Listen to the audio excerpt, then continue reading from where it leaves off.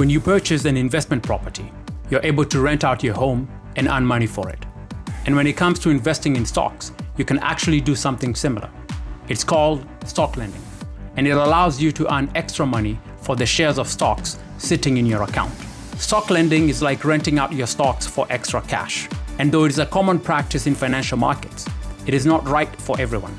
Nevertheless, it provides benefits such as increased market liquidity, efficient price discovery, and income generation for security holders.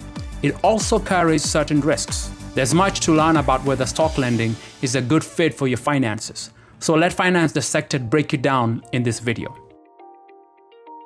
Stock lending, also known as securities lending, is when you allow another party, typically a financial institution, such as Robinhood, to temporarily borrow stocks that you already own. In return, you typically get paid a fee. Think of it as renting out your stocks for institutions or other parties to use. Institutions typically borrow stocks for trading activities, like settlements, short selling, and hedging risks. While you are allowing others to borrow your stocks, you still retain ownership over them and can sell them anytime you want. And when you do sell, you still realize any gains or losses on the stock. The main way that you as a stock owner earn money from lending out your stocks is by collecting a monthly fee from the borrowers. It's hard to say how much you may earn from stock lending, since the payout can depend on how much a borrower wants your stock. Stocks with low availability and high demand, typically the most likely to result in higher earnings for the stock lender, since they are the most likely to get borrowed by other parties. Keep in mind that institutions usually need to borrow stocks for activities like short selling. As such, it can be difficult to predict which stocks an institution is going to short. And even if you own shares of a stock that is in high demand, you are unlikely to see a big payday from stock lending if many other people also own that stock. There are some key considerations and risks to consider when using stock lending to earn more money. One major consideration lies with your tax liability. If you own a stock that pays you a qualified dividend, you'll be taxed on the dividend at either 0%, 15%, or 20% depending on your taxable income and filing status. However, you'll no longer receive a dividend payout when you're lending out your stock. Instead, you'll receive a cash payment, which could be taxed at a higher regular income tax rate. Oftentimes, an investor's regular income tax rate is higher than the tax rate for qualified dividends. If you're lending a share of a stock that pays dividends, you no longer get the dividend payment. Instead, you get a cash equivalent to the dividend amount. However, the taxes are different for the cash payment, so you could have a slightly higher or even more complicated tax burden. Because of this, it might make sense to consult with a tax expert before participating in stock lending. They can help you determine the tax implications and prevent you from receiving a tax bill higher than you can afford. Owning a stock in a company sometimes grants you voting rights for certain decisions that can affect the company's future. When you lend out stock, you also give the borrower any voting rights that may come from you owning that stock. Most people may not care about a company's voting rights or may not vote to begin with, but it's still worth thinking about. Inside an investment account, your securities are covered by SPIC insurance, which is similar to FDIC insurance. It covers you up to a certain limit, but for lent-out shares, you actually lose that SPIC insurance coverage. SPIC insurance protects you in the event of the loss or crash in securities, like stocks or bonds. So in the unlikely event that your brokerage collapses, for example, you wouldn't completely lose all the money you invested.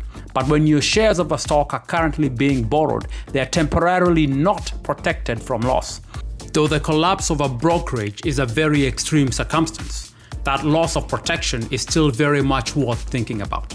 Perhaps the biggest risk, though, is the instance where the institution borrowing your shares defaults and can't give the shares back to you.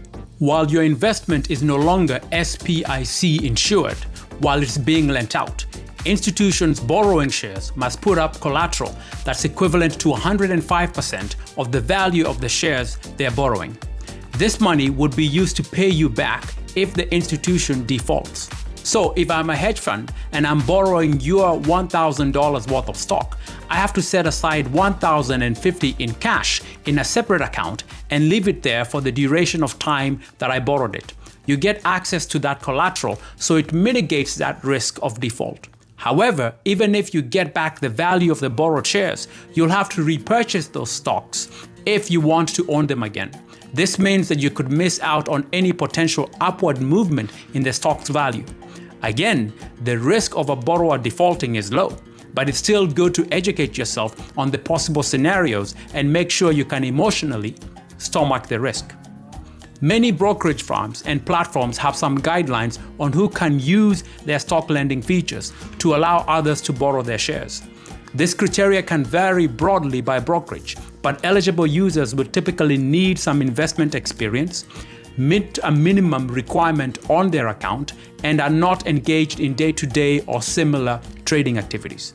Robinhood, for instance, requires users interested in stock lending to have an account value of at least $5,000 and at least $25,000 in reported income, or some arbitrarily defined trading experience. Most importantly though, it's important to educate yourself on the ins and outs of stock lending, since it can be a complex process due to its nuances.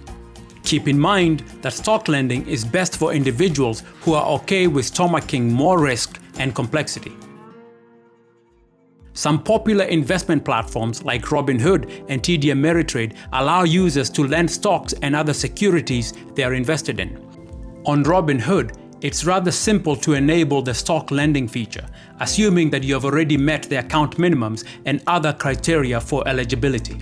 Users simply open the Robinhood app, navigate to account settings, select investing, and then select enable stock lending. Similarly, TD Ameritrade customers can request access to this feature called the Fully Paid Lending Income Enrollment Program by going into their account and navigating to the Elections and Routing page, selecting the program, and then selecting Apply. Stock lending may seem like an appealing way to make extra cash for investments that you already own, that are just sitting in your account anyway. However, there are many nuances to be aware of, particularly where your tax burden and risk of default are concerned. Therefore, participants in stock lending agreements need to carefully assess these risks and establish appropriate safeguards to mitigate them. If you aren't sure if this sounds like something that makes sense for you to do, you should speak to a financial professional for customized advice. Thank you for watching, and stay tuned for more videos as we continue to dissect important financial topics that impact your future and financial goals.